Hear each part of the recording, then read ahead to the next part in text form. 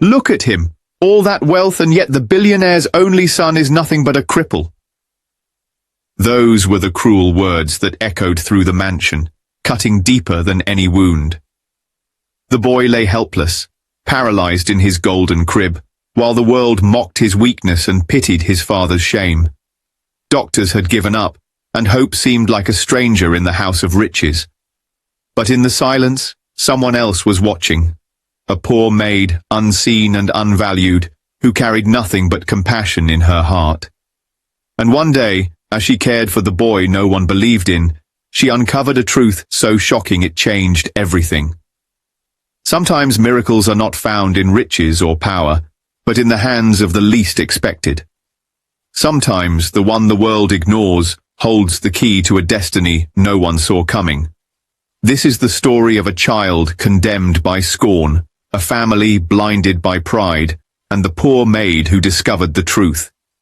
And today, it is being retold by me. Hello family, welcome back. Before we begin, I have a small but heartfelt request, please. Subscribe. Your support is what keeps these stories alive.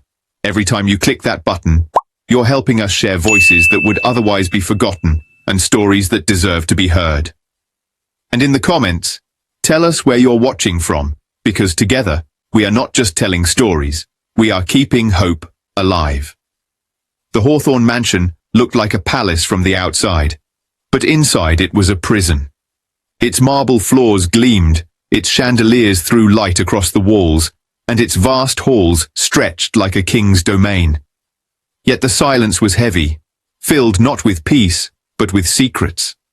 At the far end of the west wing, in a richly decorated bedroom, sat George. 7 years old, dressed in fine clothes that never touched dirt, he lay on a cushioned chair with wheels.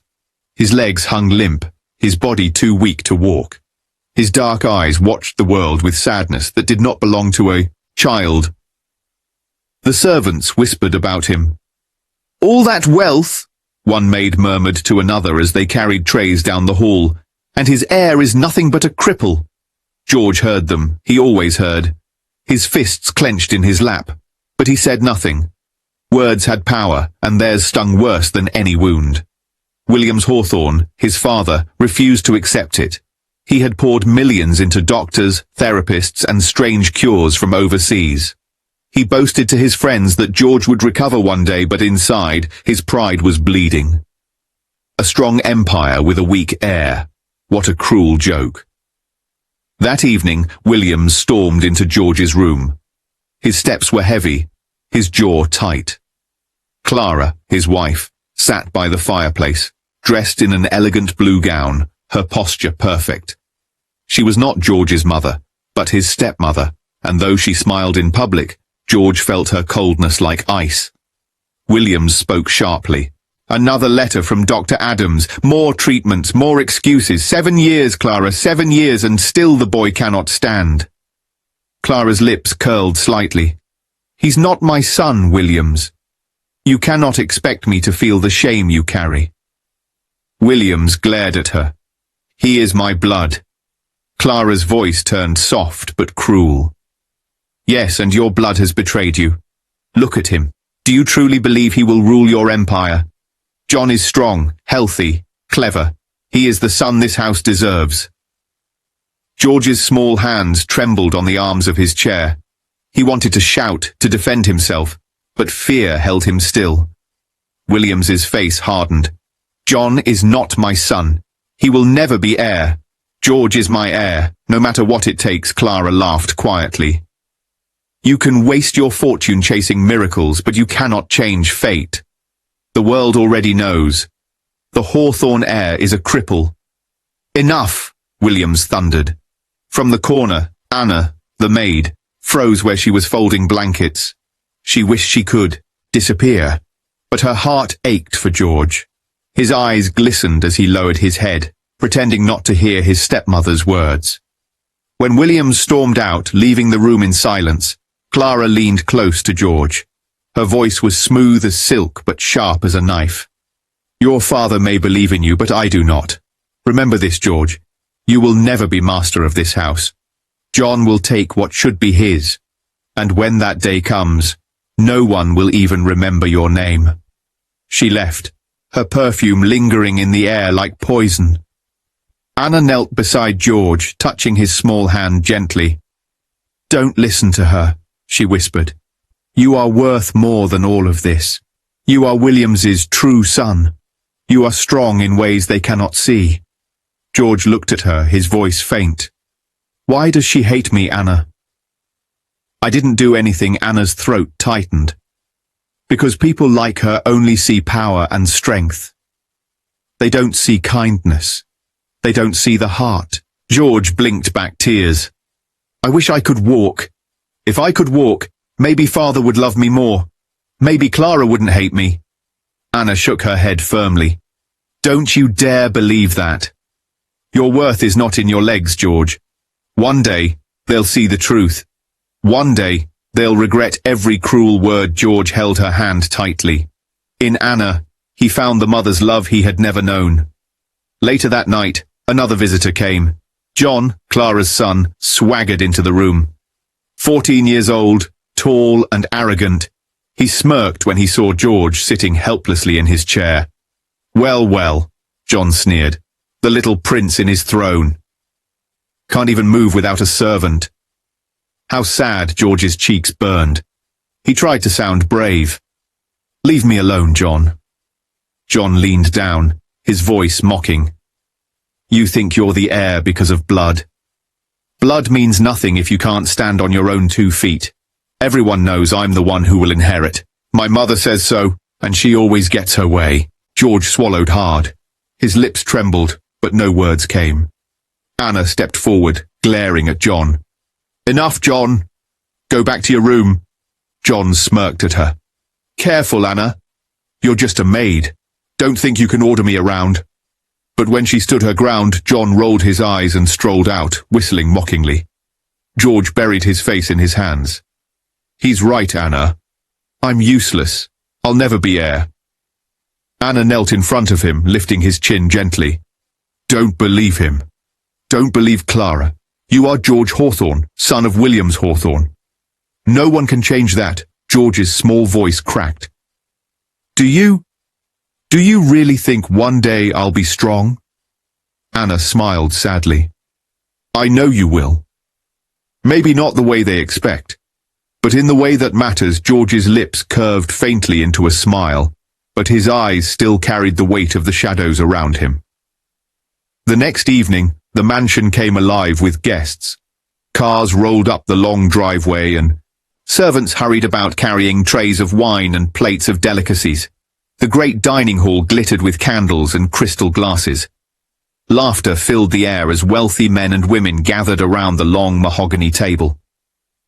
Williams sat at the head, proud and stiff.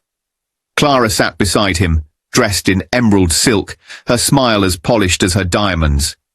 John stood proudly near her, shaking hands with the guests, soaking in their praise. But George was nowhere to be seen. Clara had already ordered Anna to keep him upstairs, away from embarrassing the family. In his room, George sat in his wheelchair, staring out the window at the glow of lights from the dining hall below. He heard the distant laughter. His small voice broke the silence. "They don't want me there, do they?" Anna knelt beside him. "It's not you, George. It's them. They're blind. They can't see who you are." George looked down at his useless legs. "I wish I could walk down there just once. Maybe Father would let me sit at the table. Maybe people wouldn't laugh at him anymore." Anna touched his shoulder. "One day, George. One day you'll stand taller than all of them." Meanwhile, in the dining hall, the guests raised their glasses. "To Williams Hawthorne," one man declared. "The man who conquers every challenge." The toast was followed by applause, but then another voice cut through the cheer. A tall, thin man with a sharp smile leaned back in his chair. "Every challenge," he said. "Forgive me, old friend, but even Williams cannot conquer blood." The room grew quiet. Williams's eyes narrowed. "What do you mean by that?" The man smirked. "Well, word spreads fast. They say your boy, your heir, cannot walk, cannot run. Some even say he will never stand. Tell me, Williams, what becomes of the Hawthorne Empire when its future is crippled? Murmurs filled the hall. Some guests lowered their eyes, embarrassed. Others sipped their wine, pretending not to hear. Clara leaned forward, her hand on William's arm. Her voice was honey-sweet. Please, pay no attention. People always exaggerate, but inside, she was smiling.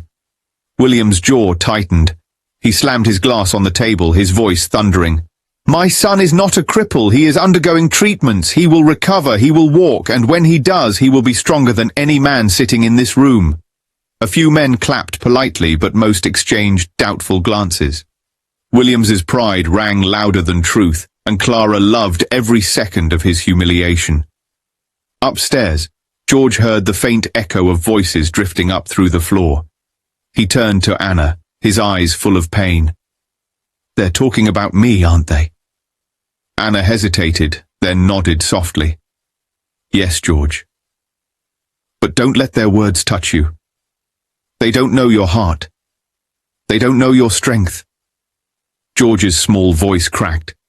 Father defends me, but sometimes I think he's ashamed of me too. Anna's heart ached. She pulled him into her arms. Your father loves you in his way, even if pride blinds him. But listen to me, George. You are not worthless. You are not weak. You are more than they will ever see. Tears slid down George's cheeks. I just want them to stop calling me names. Anna wiped his face gently. One day, they'll eat their words. One day, you'll show them all. Hours later, after the guests had left, Clara entered George's room. Anna stood quickly, her heart racing. Clara's face was calm, but her eyes were like blades. You spend too much time filling his head with false hope, Clara said softly. Anna clenched her hands. I'm only caring for him, Mom. That's my duty. Clara's lips curved. Duty or foolishness? That boy is broken. He will never walk. He will never inherit. You would do well to accept that. George looked at her, his small voice trembling. Why do you hate me? Clara's smile did not reach her eyes. She bent slightly, lowering her voice so only he could hear. Because you stand in the way of my son's future. Remember this, George. You will never be master of this house. John will take what should be his. She straightened, her perfume lingering like poison, and swept from the room. Anna knelt by George at once. His face was pale, his eyes wide with fear. Don't believe her, Anna whispered fiercely. She wants to break you. She wants to steal what's yours. But she will not win. Not while I'm here. George clung to her hand. Promise me, Anna. Promise you'll never leave me. Anna squeezed his fingers tightly. I promise, George. As long as I live, I'll protect you. In the silence that followed, the mansion seemed darker than ever. The chandeliers sparkled, the portraits glared, and the halls whispered cruelty. But in that shadowed house, one vow burned brighter than all the lies. Anna would never abandon George. If you haven't subscribed yet, we'd love for you to join our community by hitting the subscribe button. Through our stories, we build hope and give a future to children and women who have been abused all over the world. Motivate us by subscribing and turning on your notification bell so you never miss a story that matters. Also, let us know in the comments. Where are you watching from, and how did this story speak to you?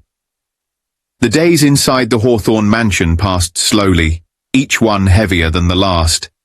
George turned 7 that year, but his life felt smaller than any child should. His world was his room, the wheelchair, and Anna's gentle presence. But something had begun to bother Anna. She had worked in the house for years, and she knew George better than anyone. His body was weak, yes, but not lifeless. There were moments, tiny, fleeting moments, that made her stop and wonder. One morning, as she dressed him, she noticed his fingers twitch. George, she whispered, staring at his small hand.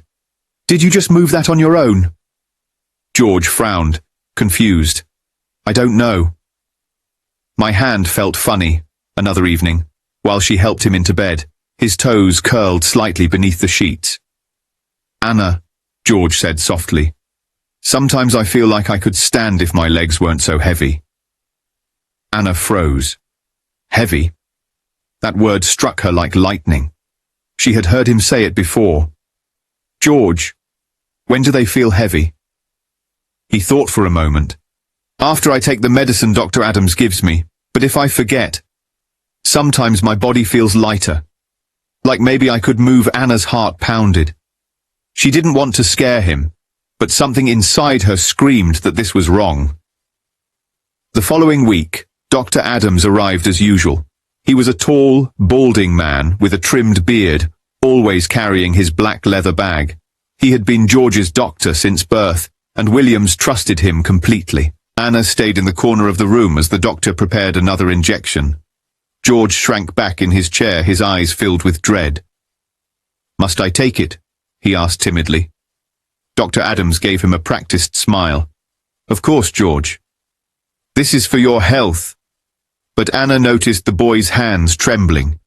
She noticed, too, how quickly the doctor prepared the syringe, how his eyes avoided hers. She couldn't hold her tongue any longer. "Doctor, what exactly is this medicine?" His eyes flicked toward her, sharp and annoyed. "That is not for maids to question." George whimpered as the needle pierced his arm. Within minutes, his body seemed to sag deeper into the chair, as though all strength had drained from him. Anna's chest tightened.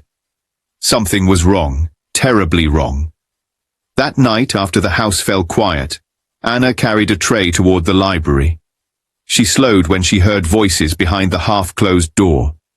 One voice was Clara's, cold and steady. The other was Dr. Adams. "You understand your position?" Clara said. "Yes, madam," Dr. Adams replied quickly. "The dosage is already strong. The boy will never rise from that chair." Anna nearly dropped the tray. Her heart thudded in her ears. Clara's tone sharpened. "It had better stay that way. My husband clings to false hope, but the world must see George as hopeless, helpless. If he recovers, everything I've built for John falls apart." Anna's hand flew to her mouth. She dared not move. Dr. Adams hesitated. "I worry the dosage may harm him permanently." "Good," Clara hissed. "The weaker he becomes, the sooner John takes his rightful place. And if you value your position, doctor, you will do as I say."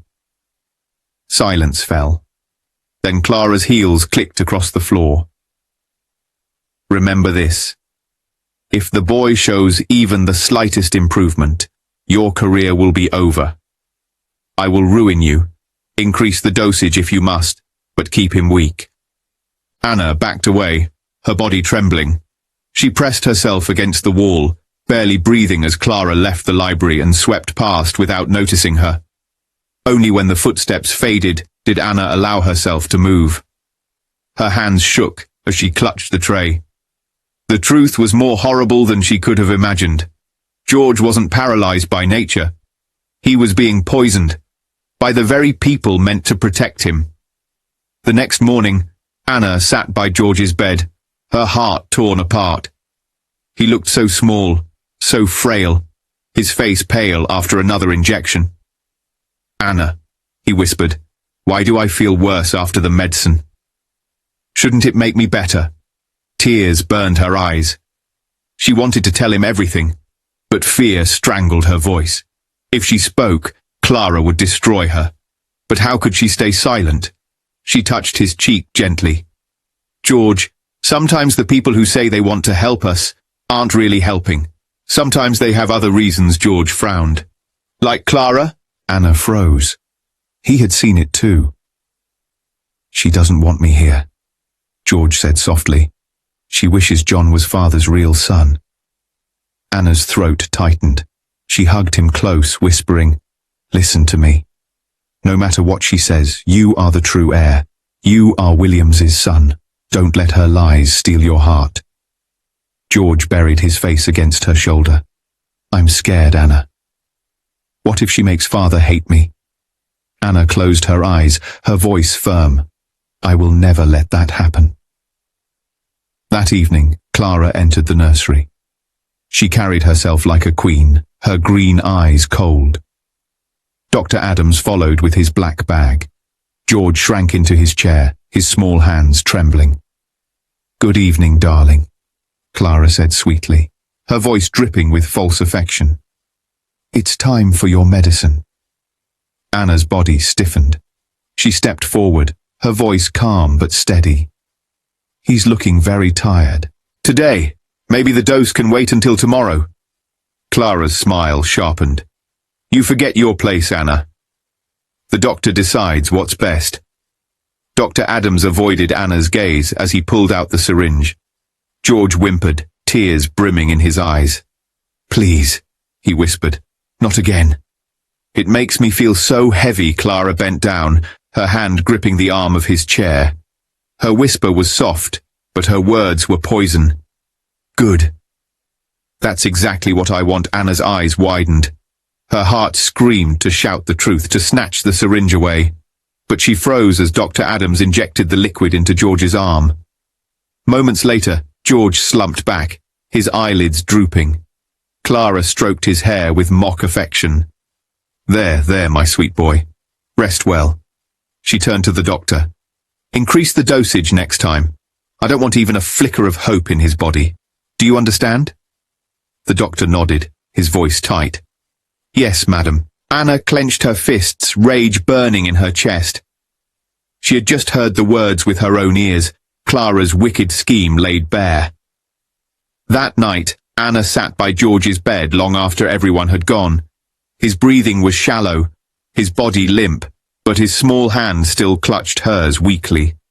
Her tears fell silently.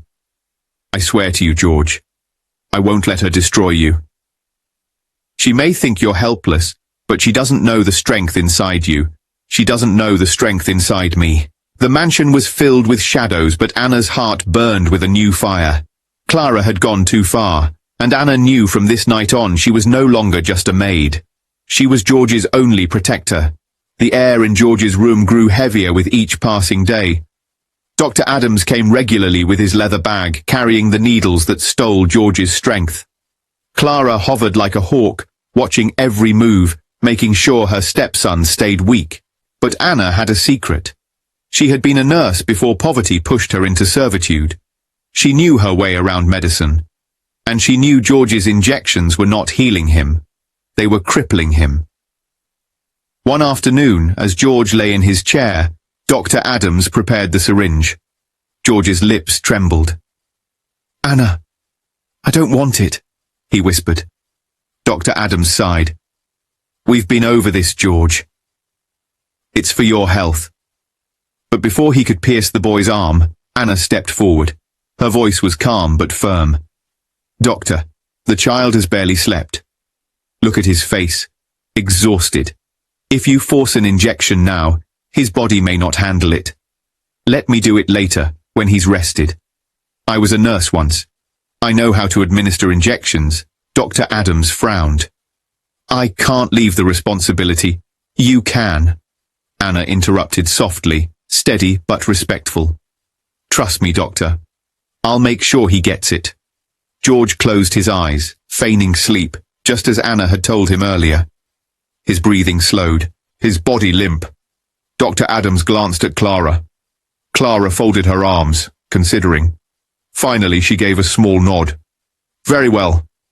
Leave it to Anna. She knows her place. Just make sure it's done." Anna bowed slightly, her heart racing. "Of course, Mum." The moment they left the room, Anna snatched up the syringe. Her hands shook, but her mind was steady. She drew the poison into a rag, flushed it, and prepared a harmless vitamin solution she had smuggled from the servant's storeroom. When Clara returned later, Anna was already finishing the harmless injection. "There," she said brightly, tapping George's arm. "Done. He didn't even stir." Clara peered at George, who continued to pretend to sleep. Satisfied, she left with a thin smile. The moment the door shut, George opened his eyes. "Did you really do it?" he whispered. Anna smiled through her tears. "Not the poison, George. Just vitamin C. Something to help, not hurt." For the first time in weeks, George's eyes lit with hope. The next few days were tense. Sometimes Anna truly had no choice but to let Dr. Adams inject George, but whenever she could, she intercepted. She swapped deadly doses with harmless drips, her nurse's hands steady, her heart pounding with fear. And slowly, George began to change. One morning, as Anna adjusted his blanket, George gasped. His fingers twitched against the armrest. "Anna! Did you see that?" His voice was shaking with excitement. "I moved my hand." Anna clutched his trembling fingers. "Yes, George. I saw it. You're coming back to life." Another day, while helping him stretch, George's toes curled under the sheet. He laughed, a soft, astonished sound that made Anna's chest ache. "It's the injections, isn't it?" he whispered. "When you give me your kind ones, I feel lighter." Anna pressed her hand to her cheek. "That's our secret, George. No one must ever know." He nodded fiercely, his eyes blazing with determination. But Clara was watching. She entered one afternoon, her eyes narrowing. George sat upright in his chair, his cheeks less pale than usual, his eyes brighter. "Why does he look different?" she asked sharply. Anna forced a smile. "Just a good day, ma'am. Children have them sometimes." Clara's gaze flicked between them. Slowly she bent down, her icy hand gripping George's chin. "Listen to me, boy," she whispered, venom dripping from her words. "Don't think this changes anything. You will never be master of this house. John is the future. You are nothing." George's lips trembled, but he bit them hard to stay silent. Clara turned her cold eyes on Anna. "And you? Don't overstep. One wrong move and you'll be out in the street. Or worse." She swept from the room, her perfume lingering like poison. Anna exhaled shakily, her knees weak. The danger was closer than ever. But as she looked at George's faint smile, she knew she could not stop. Chains were beginning to break, and Clara had no idea. The changes in George were small, but Anna saw them clearly. His cheeks had more color, his eyes carried a spark of life, and his fingers gripped hers with growing strength. Every little twitch, every faint movement, gave Anna hope. But hope made Clara nervous. One evening, Clara entered George's room without warning. She studied him as he sat in his chair, humming quietly while Anna brushed his hair. "Strange," Clara said coldly. "The boy almost looks stronger." Anna's heart raced. She forced a laugh. "Children have their moments, Mum. He's had a good nap today." Clara's eyes lingered on George. Then she leaned close, her words a hiss meant only for him. "Don't think a little color in your cheeks makes you a man. You'll never be anything but a shadow." George's small body stiffened, but he stayed silent. Clara straightened, fixing Anna with a sharp glare. "Remember your place. You are a maid, nothing more. Do not overstep, Anna." When she swept from the room, George finally let out a shaky breath. "She knows, Anna. She knows something's different." Anna knelt in front of him, gripping his hands. "Then we'll be careful. But we cannot stop now.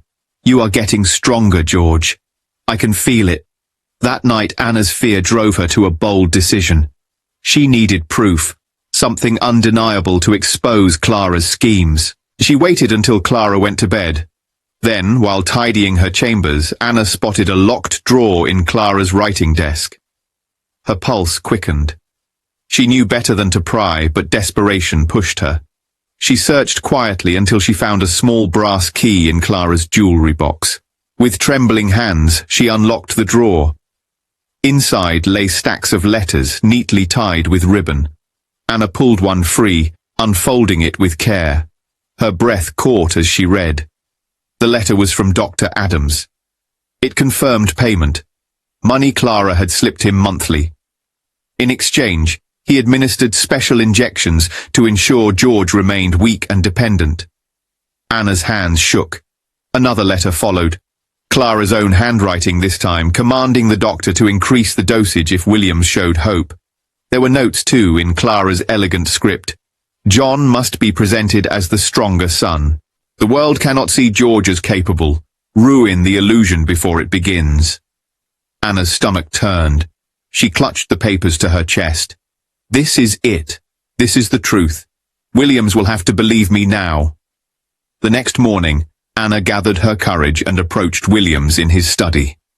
He sat behind his massive oak desk, a cigar burning in the ashtray, papers scattered across the polished surface. "Sir," Anna said softly, "may I speak with you?" Williams barely looked up. "What is it, Anna?" "I'm busy." She stepped forward, clutching the letters in her hands. "It's about Clara. And George. You need to see this." At the mention of his wife's name, Williams frowned. "Go on." Anna placed the letters on the desk. "These are from Dr. Adams. Clara has been paying him for years to keep George weak. She wants John to look stronger, so the world will accept him as heir.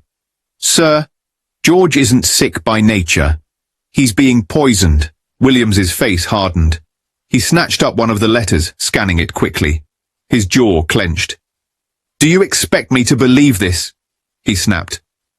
"Letters? Scribbles? You could have forged these yourself." Anna's chest tightened. "No, sir, I swear." "I found them in Clara's desk.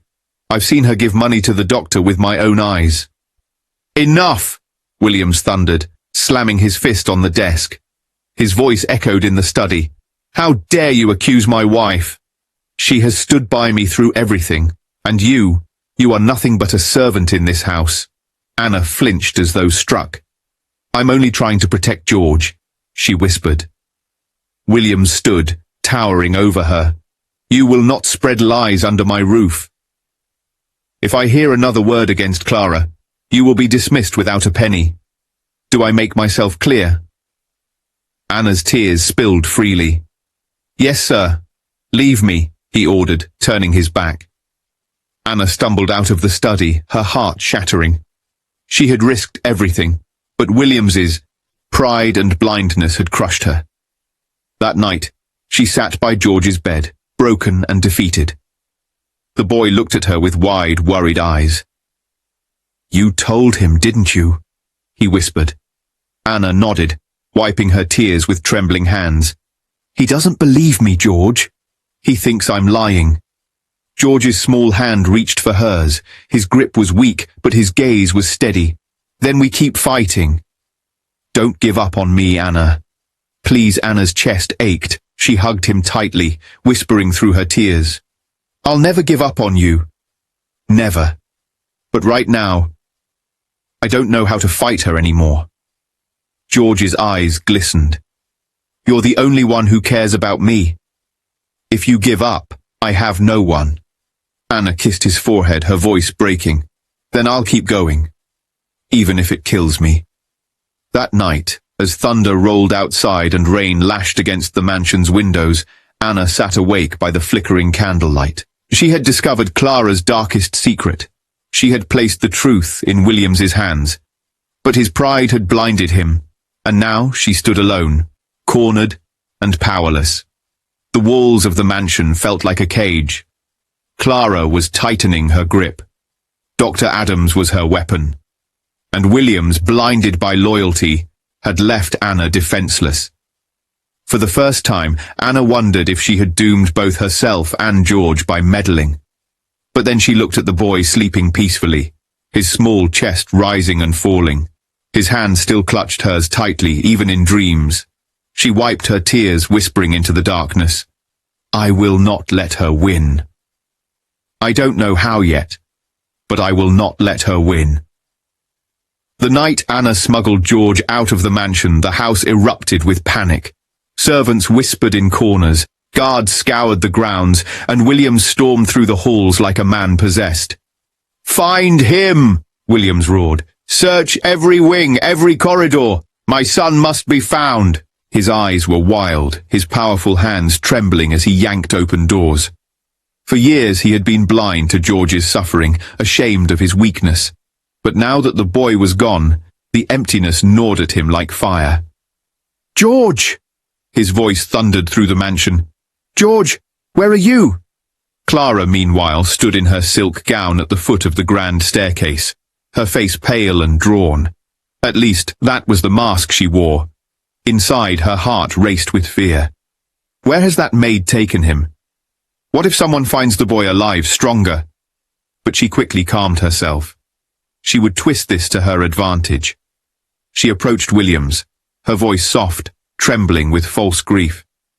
"Williams, please. You must face it. George is gone." Williams turned on her, his face red with rage. "Gone? What nonsense is this? He must be here somewhere." Clara dabbed her eyes with a lace handkerchief, her tone hushed but insidious. "Think about it. The boy has always been so weak, so fragile. What if his poor little body finally gave out? What if Anna, frightened, carried him away to hide the truth?" Williams's shoulders sagged. The idea struck him like a blow. "Dead? No, no, I will not believe that." Clara laid a gentle hand on his arm, her eyes wide with practiced sorrow. "Darling, I grieve with you. But you must be strong. The Hawthorne name cannot wait forever. Perhaps it is time to face reality, to give John his rightful place." At that moment, John stepped into the hall, his chin lifted proudly. "Father," he said boldly, "I will honor the family name. I will carry on the Hawthorne empire." William stared at him, torn. His chest rose and fell heavily. To lose George, his only blood, was unbearable. But John stood before him, strong, capable, everything George was not. For the first time, doubt crept into his heart. Clara pressed closer, her voice soft and sweet. "Let the boy rest in peace, Williams. George is gone. John is the future." But far away in the quiet country clinic, George was fighting his way back to life. Dr. Miller's treatments were harsh. Sweat drenched the boy's small body as the toxins purged from his veins. Fever racked him, pain bent him nearly double, and yet he clung to Anna's hand through every hour. "It hurts, Anna," he whispered one night, tears streaking his cheeks. "Why does it hurt so much?" Anna kissed his forehead, rocking him gently. "Because you're healing, my boy. Every tear, every ache, it means the poison is leaving.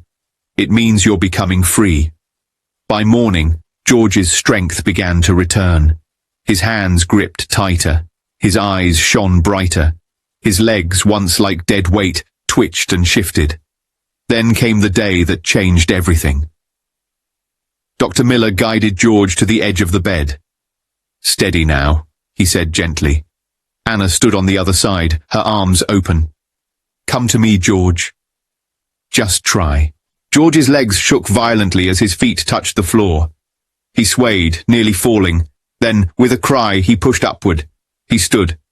For the first time in his 7 years, George was standing on his own 2 feet. Anna's tears spilled as she caught him in her arms. "You're walking, George." "You're truly walking," George's face lit with a smile brighter than the sun. "I can do it, Anna. I can be strong." Back at the mansion, Clara planned her triumph. She sent out invitations for the grandest party of the year.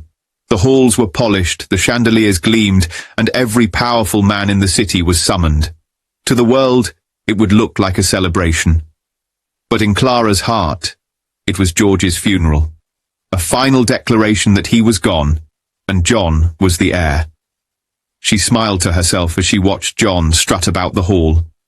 "Tonight," she whispered, "the world will see the future of the Hawthorne name." But fate had other plans. The grand party at the Hawthorne mansion glittered with wealth and power. Chandeliers blazed, violins filled the air, and servants rushed about with silver trays. Politicians, businessmen, and society's elite filled the hall, laughing and drinking as though nothing in the world could disturb them. At the head of it all stood Clara, draped in jewels, her smile as sharp as a blade. John walked proudly at her side, bowing to guests, shaking hands like he already owned the empire. "Williams," Clara cooed, her voice sweet with false sorrow. "We must present John as the heir tonight. The family name must be secured." Williams's face was pale, his jaw clenched. He looked across the hall at John, then down at the empty space beside him, the space where George should have been. His chest ached with a grief he could not speak. Clara slid her arm through his. "Be strong, my love. George is gone, but John is here. Let the world see the future." Reluctantly, Williams nodded. He raised his glass, his voice heavy. "Ladies and gentlemen, to the future of the Hawthorne family, my son, John." Applause thundered. John stepped forward, grinning smugly, soaking in the praise. Clara's eyes glittered with triumph. "It is done," she thought. "George is finished. The empire belongs to John." But just as the applause faded, the great doors at the end of the hall creaked open. A hush fell over the room. Heads turned. There, framed by the golden light of the chandeliers, stood Anna. Beside her, holding her hand, was George. He was pale, still thin, but his legs carried him forward. Slowly, shakily, but surely. Gasps filled the hall. Guests pressed forward, eyes wide with disbelief. "Impossible," someone whispered. "The boy. He's walking." Clara's glass slipped from her hand and shattered on the marble floor, her face drained of colour. No, it can't be." Williams froze, his eyes wide as his son, his blood, walked across the room toward him. Tears filled his eyes as his voice cracked. "George?" George's small face lit with pride. "Father." "I can walk." He stumbled, but Anna steadied him. Together they crossed the hall step by trembling step. The guests burst into murmurs, whispers racing through the crowd. Williams rushed forward, falling to his knees before his son. His hands shook as he gripped George's shoulders. My boy, forgive me for doubting you," but Clara was not finished. She forced a smile, her voice shrill. "This is a trick. The maid is deceiving you all. George is sick, crippled. He has always been. He cannot—" "Enough!" Anna's voice rang out, stronger than ever. She stepped forward, holding the stack of letters high.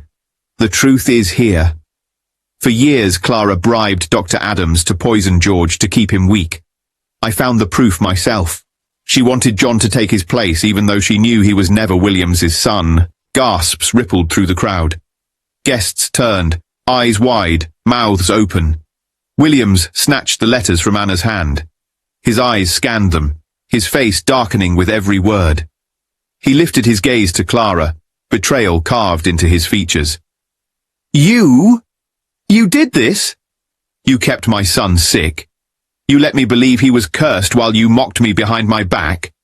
Williams turned back to Clara, his voice shaking with fury. "You are finished here. You poisoned my son. You deceived me. And you dared to call yourself his mother." Clara staggered backward, her mask gone. I only did what was best for this family." "Best?" Williams thundered. "You conspired with a corrupt doctor to cripple my son." He raised the letters high. "You wanted John to be heir. You paid Dr. Adams to keep George weak. But tonight the truth walks before us." Gasps echoed through the hall. Guests leaned forward, whispering furiously. The shame was unbearable. And then Williams's voice rang out like judgment. "Guards!" he bellowed. "Arrest her!" Clara's face twisted with horror. "What? No! Williams, you cannot!" Two uniformed guards stepped forward, gripping her arms. She struggled wildly, her jeweled bracelets clinking against their grip. "You'll regret this!" she screamed, her voice shrill. "You'll regret turning against me!" "I was the only one who ever—" Her cries were cut short as she was dragged from the hall, her gown trailing across the marble floor like a fallen crown. Williams's gaze swept the room. "And where is that snake of a doctor?" Dr. Adams had been hiding in the corner, sweating under the guests' stares. He stammered, I only followed instructions." "You poisoned a child for money," Williams spat. "You betrayed your oath." "Guards, take him as well." The guards seized him. He pleaded, "Please, I can explain." But no one listened. He was dragged out beside Clara, both their reputations destroyed, their freedom gone. The crowd erupted in applause, not the polite clapping of society, but thunderous approval. Justice had finally come to the house of Hawthorne. Williams turned back to George, his eyes brimming with tears. He dropped to his knees before his son. "Forgive me, George. Forgive me for being blind, for letting pride and lies keep me from you. From now on, I swear, I will never fail you again." George swayed but stood tall, gripping Anna's hand for strength. His voice, soft but steady, carried through the hall. "I forgive you, Father. But promise me one thing. Don't ever let pride matter more than love." Williams's tears fell freely as he pulled George into his arms. "Never again, my boy. Never again." That night, Clara and Dr. Adams were carried away in chains. John, though innocent, lost every claim to the Hawthorne name. The empire would pass to its true heir, the boy who had once been mocked, pitied, and hidden away. And Anna? She was no longer just a maid. Williams named her George's guardian and protector, the woman who had saved his son when no one else believed in him.